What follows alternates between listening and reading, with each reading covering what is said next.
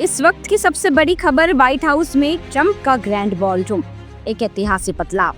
White house की कहानी में एक और बड़ा अध्याय जुड़ रहा है। अमेरिका के इस सबसे प्रसिद्ध घर को अब तोड़ा जा रहा, यानी कि अंडर द हैमर।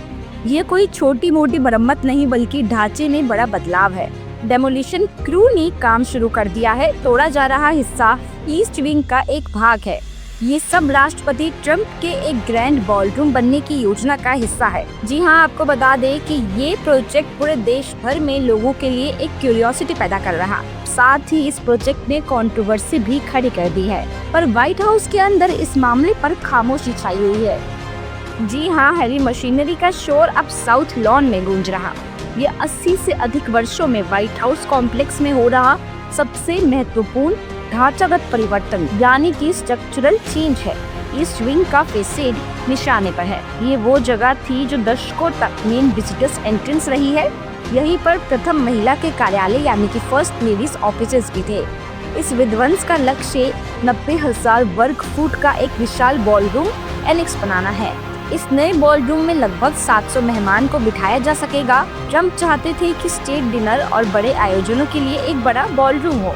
ये पूरा प्रोजेक्ट निजी तौर पर फंडेड है, यानी कि प्राइवेटली फंडेड। और साथ ही मैं आपको बता दें कि जो तोड़ा जा रहा है ईस्ट विंग का, वो हिस्सा ट्रेजरी बिल्डिंग की ओर दिखता है।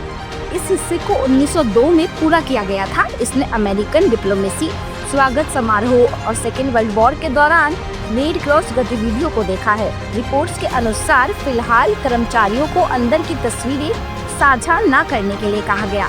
सुरक्षा प्रतिबंधों को कड़ा कर दिया गया है। साथ ही में ट्रम्प ने इस प्रोजेक्ट को अमेरिका के लिए एक विरासत स्थल, यानी कि लेगेसी स्पेस फॉर अमेरिका बताया है। उनका दावा है कि ये मूल ढांचे यानी कि ओरिजिनल स्ट्रक्चर में हस्तक्षेप नहीं करेगा। व्हाइट हाउस में ये पहला बदलाव नहीं है। हैरी ट्रूमैन ने 1948 से 1952 के बीच पूरे इंटीरियर का पूर्ण निर्माण करवाया था। सिर्फ बाहरी खोल बचा था। जैकी केनेडी ने बाद में कला और फर्नीचर का स्वीपिंग रिस्टोरेशन कराया था। ट्रम्प का ये नवीनीकरण 7 दशकों में पहला बड़ा ढांचागत परिवर्तन है। ये एक बार फिर दुनिया के सबसे प्रसिद्ध व्हाइट हाउस के दिखने और महसूस होने के तरीके को बदल रहा है। साथ ही में आपको बता दें कि ट्रम्प का ये प्रोजेक्ट एक बड़ा प्रश्न खड़ा करता है। क्या व्हाइट हाउस को एक जीवित संग्रहालय यानी कि लिविंग म्यूजियम की तरह स्थिर रखा जाना चाहिए, या क्या इसे एक राष्ट्रपति की जरूरतों और विरासत को दर्शाने के लिए बदलते रहना चाहिए? अब ये तथ्य कि ये बॉलरूम निजी तौर पर फंडेड है, यानी कि प्राइवेटली फंडेड है, प्रोजेक्ट को आधिकारिक सरकारी बजट से दूर रखता है, लेकिन फिर भी हिस्टोरिक प्रिजर्वेशन और सार्वजनिक संपत्ति के उपयोग पर बहस छेड़ता है।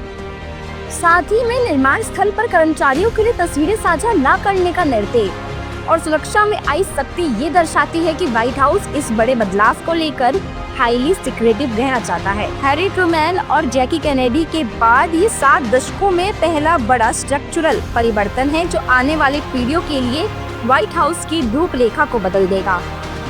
तो grand ballroom white house complex में एक नया स्थायी फुटप्रिंट जोड़ेगा, जो भविष्य में होने वाली सभी राजकीय आयोजनों और राष्ट्रपति पद की विरासत के लिए ट्रम्प के समय की पहचान यानी कि सिग्नेचर ऑफ ट्रम्प्स एरा के रूप में कार्य करेगा। तो आज के लिए इतना ही। ऐसी ही और खबरों के लिए देखते रहे GMT गाइड मेमो टॉक। धन्यवाद।